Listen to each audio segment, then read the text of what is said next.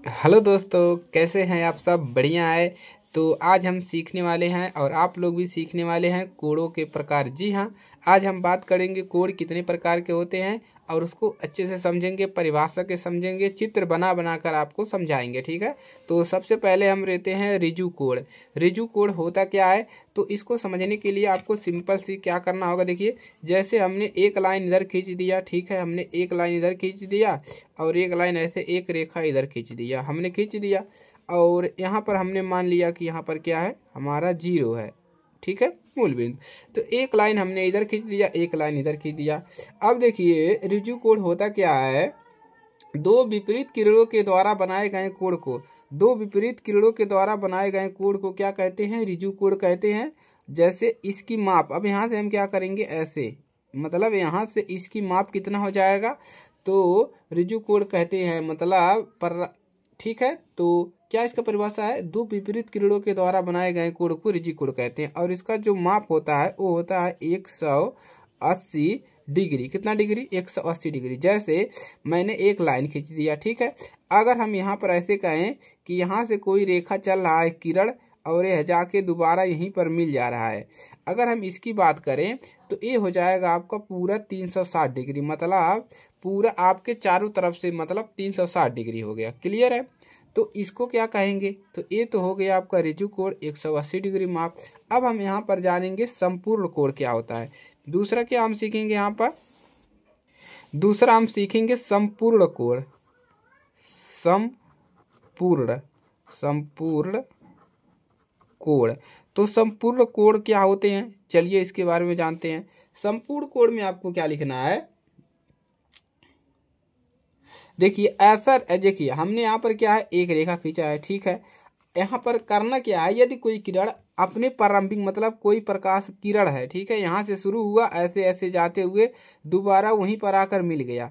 जहाँ से शुरू हुआ वहीं पर क्या हुआ, दोबारा जहाँ से शुरू हुआ यह यहीं पर आकर वो वापस मिल जा रहा है ऐसे। ठीक है, मतलब एक चक्कर ऐसे पूरा लगा रहा है और यहीं पर आकर मिल जा रहा है। तो इसको हम क्या कहेंगे, इसको हम कहेंगे कि यह कौन सा कोड है, यह संपूर्ण कोड। संपूर्ण कोड, ठीक है, संपूर्ण कोड मतलब संपूर्ण मतलब पूरा पूरा डिग्री घूम गया, पूरा घूम गया। तो इसका माप जो होता है वो कितना होता है, 360 डिग्री। कितना होता है, 360 डिग्री। किसका मान होता है, संपूर्ण कोण यानी कि कंप्लीट एंगल। क्लियर है। अब चलिए, तो इसको इंग्लिश में क्या कहते हैं, इसको लिखवा देते हैं, इसको कहते हैं स्ट्रेट, ठीक है, स्ट्रेट लाइन। ठीक है, स्ट्रेट लाइन मतलब रेखा जाएगा तो यहाँ पर लिख लीजिए एंगल। ठीक है, स्ट्रेट एंगल। और संपूरक कोण को क्या कहेंगे, हम इसको कहेंगे कंप्लीट एंगल। ठीक है, कंप्लीट एंगल। तो ये हो गया आपका स्ट्रेट लाइन और स्ट्रेट एंगल और कंप्लीट एंगल। क्लियर है। अब हम जानेंगे शून्य कोण क्या होता है। तीसरा क्या जान लेंगे हम यहाँ पर, शून्य कोण। तो शून्य कोण क्या होगा, चलिए आप लोग भी थोड़ा दिमाग लगाइए। शून्य कोण कब होगा, हमने जाना कि एक बार यहाँ से चला तो 180 डिग्री पूरा नाच गया, 360 डिग्री। अब शून्य कोण कब होगा, क्या होगा, देखिए हम जैसे यहाँ पर एक रेखा है, ठीक है, एक यहाँ पर रेखा है, लाइन है। अब देखिए अगर यहाँ पर कोई बिंदु है ओ मान लीजिए, ठीक है, देखिए ऐसी किरण जो बिना घुमाए उसका प्रारंभिक स्थिति यहीं पर समाप्त हो जाती है, मतलब बिना घुमाए इसका अंत हो जा रहा है, मतलब बिना घुमाए यहीं पर समाप्त हो जा रही है। तो इसको हम क्या कहेंगे, इसको कहेंगे शून्य कोण। कौन सा कोण कहेंगे, इसको हम कहेंगे शून्य कोण बना रहा है, मतलब बिना घुमाए इसी पर ऐसे डॉट हो गया तो मतलब यह कौन सा कोण है, शून्य कोण है। बिना घुमाए आपका रेखा जो है समाप्त हो जा रही थी। यहाँ पर क्या हो रहा था, एक बार यहाँ पर आ रहा था, यहाँ पर आधा आ रहा था, तो यहाँ पर बिना घुमाए ऐसे रेखा गया और यहीं पर समाप्त हो गया, तो ये हो जाएगा आपका शून्य कोण। क्लियर है। अब क्या करते हैं, आगे बढ़ते हैं। तो अभी तक अपने काम क्या सीखा, रिजु कोण जिसका माप 180 डिग्री होता है, संपूरक कोण मतलब 360 डिग्री पूरा आ जाएगा इस प्रकार से, और शून्य कोण में इसका मान 0 होगा। क्लियर है। अब इसमें हम चौथा सीखेंगे न्यून कोण। कौन सा सीखेंगे, न्यून कोण। क्लियर है, न्यून कोण। तो न्यून कोण क्या होते हैं, चलिए अच्छे से सीखते हैं।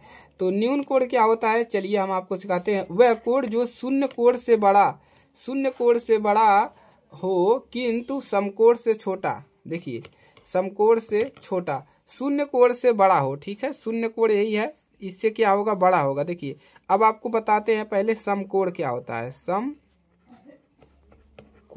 संपूर्ण नहीं है, समकोण है। समकोण तो समकोण का होगा देखिए इस प्रकार से, ठीक है, ऐसे एक लाइन है, ये हो जाएगा आपका 90 डिग्री अगर यहाँ पर कोण बनाएगा, ठीक है, देखिए ये 90 हो गया। और ऐसे जैसे हमने यहाँ पर देखा, ठीक है, ये पूरा 180 है, तो इधर वाला भी अगर हम ऐसे खींच दें, ऐसे देखिए ऐसे खींच दें तो कितना हो जाएगा, ये भी तो 180 पूरा हो जाएगा, 180 होगा, ठीक है। तो 9 दूना 18, मतलब आधा इधर आधा इधर, तो इसको क्या कहते हैं, इसको कहते हैं समकोण। क्या कहते हैं, समकोण। समकोण मतलब दोनों क्या है, इधर भी 90 इधर भी 90, दोनों सम है, मतलब समकोण हो गए। क्लियर है। अब देखिए अब न्यून कोण क्या होता है, एक लाइन हमने खींच दिया, चलिए ये है हमारी लाइन। क्लियर है। अब न्यून कोण होता क्या है, जो वह कोण जो शून्य से बड़ा हो, मतलब इस कोण से बड़ा हो और इस कोण से छोटा हो। तो यहाँ पर हम इसका परिभाषा भी आपको लिखवा देते हैं कि वह कोण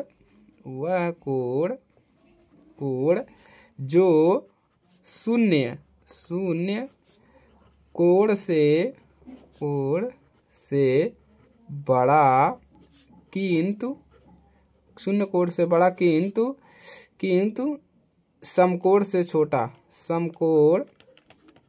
समकोण से छोटा है, ठीक है, क्या कहलाता है, न्यून कोण कहलाता है। और इसको इंग्लिश में क्या कहते हैं, और इसको इंग्लिश में हम कहते हैं एक्यूट एंगल। कौन सा कहते हैं, एक्यूट, एकदम क्यूट एंगल, एक्यूट एंगल।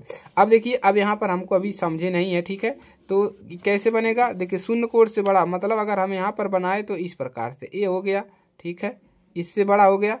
उसके बाद यहाँ पर देखिए ए वाला अगर हम ऐसे करेंगे तो ए हो गया 90 डिग्री वाला, ये 90 डिग्री हो गया पूरा, लेकिन इससे क्या है 90 डिग्री से मतलब छोटा है, तो मतलब इसका कैसे बनेगा फिगर, इस प्रकार से। देखिए ये 90 डिग्री से मतलब यहाँ पर बना रहा है कौन सा एंगल, ये है आपका न्यून कोण। कौन सा कोण है, न्यून कोण, मतलब 90 डिग्री से कम, इधर जिधर मुँह खुला इधर ज़्यादा है, 90 डिग्री से कम न्यून कोण। क्या है, न्यून कोण 90 डिग्री से कम, और 0 डिग्री से बड़ा। देखिए जिधर मुँह खुला उधर बड़ा वाला है, तो 90 डिग्री से यह छोटा है और 0 डिग्री से बड़ा है, तो यह हो गया आपका न्यून कोण। कौन सा कोण हो गया, न्यून कोण। एकदम समझ लिए अच्छे से। अब चलिए अब दूसरे की बात करें, चलिए अब अगला प्रश्न पढ़ते हैं। अब अगला हम पढ़ेंगे कौन सा, अधिक कोण। क्या पढ़ेंगे, अधिक कोण, एकदम अधिक कोण, ठीक है। तो अधिक कोण क्या है, इसका इंग्लिश लिख लेते हैं, तो इसका भी इंग्लिश में सीखते चलिए, ठीक है। तो इसका इंग्लिश जो होता है वो होता है ऑब्स्ट्यूज एंगल, ठीक है, ऑब्स्ट्यूज एंगल। तो अब इसका परिभाषा भी हम यहाँ पर लिखवा देते हैं पहले, ठीक है, उसके बाद लिखेंगे। तो यहाँ पर लिखिए वह कोण जो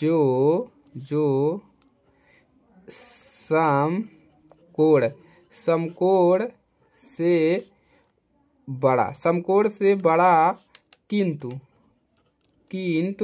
समकोण से बड़ा किंतु रिजु कोण, हमने रिजु कोण ऊपर पढ़ा है ना, रिजु कोण, ठीक है, रिजु क्या लिख रहे हैं भाई, रिजु कोण से छोटा होता है। तो रिजु कोण हमने कहाँ पर पढ़ा है, देखिए रिजु कोण से हमको छोटा बनाना है, ठीक है, समकोण से बड़ा। तो समकोण देखिए आपका यही होता है, लेकिन हमसे इसको बनाना है, तो हमने एक लाइन इधर से खींच दिया, ठीक है। और उसके बाद देखिए ए हो जाएगा इधर, अगर हम इस पर खींचेंगे तो 90 डिग्री हो जाएगा, मतलब क्या हो जाएगा, हमारा समकोण हो जाएगा। लेकिन हमको उससे बड़ा खींचना है तो हम ऐसे कर देंगे इधर।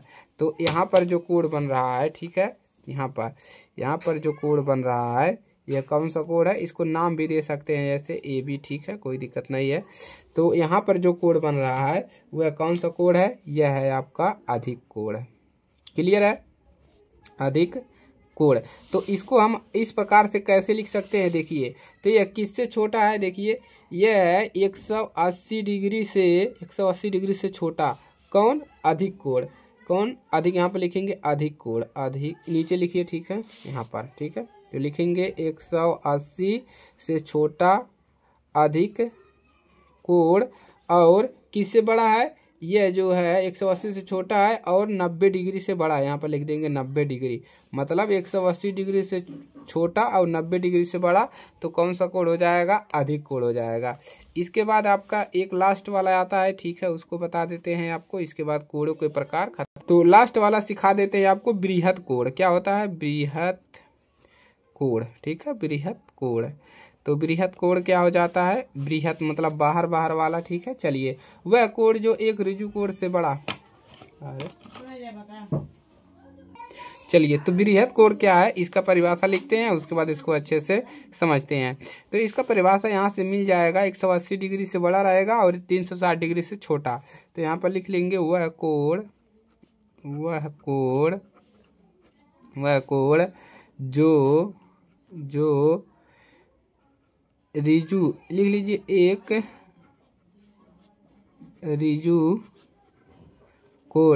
कोण से बड़ा और ऋजु कोण से बड़ा और क्या लिखेंगे, संपूरक कोण से, ऋजु कोण से बड़ा संपूरक, यहाँ पर लिख लीजिए, संपूरक कोण से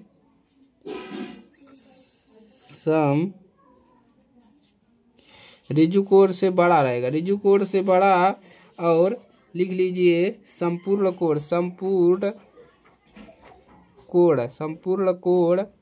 से छोटा होता है। क्लियर है, तो परिभाषा लिख लिया।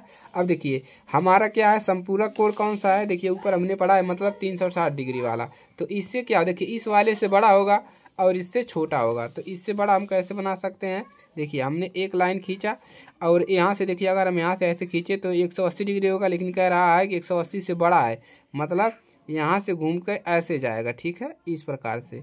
360 से छोटा है, मतलब यहाँ से आ गया यहाँ तक।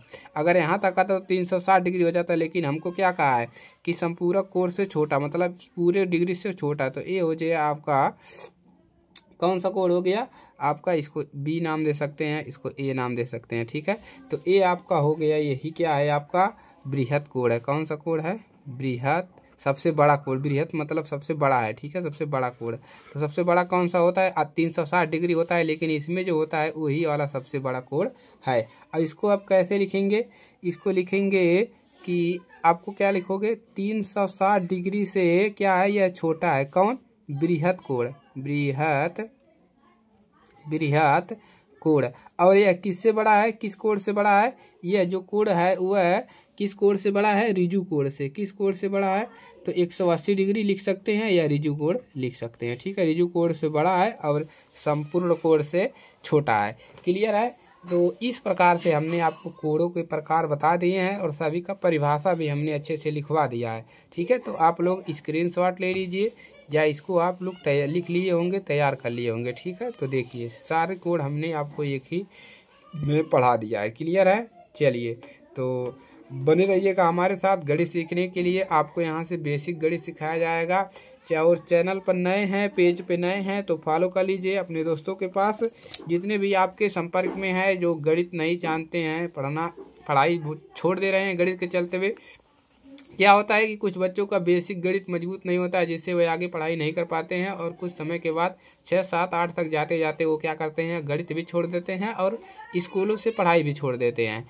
तो जब उनका बेसिक मजबूत रहेगा तो उनको पढ़ने में मज़ा आएगा और वह गणित को लेकर चलेंगे और आगे चलकर अच्छा कुछ करेंगे। ठीक है, चलिए तो मिलते हैं नेक्स्ट क्लास में। लाइक करिएगा, शेयर करिएगा, चैनल पर नए हैं तो सब्सक्राइब जरूर करिएगा। जय हिंद, जय भारत।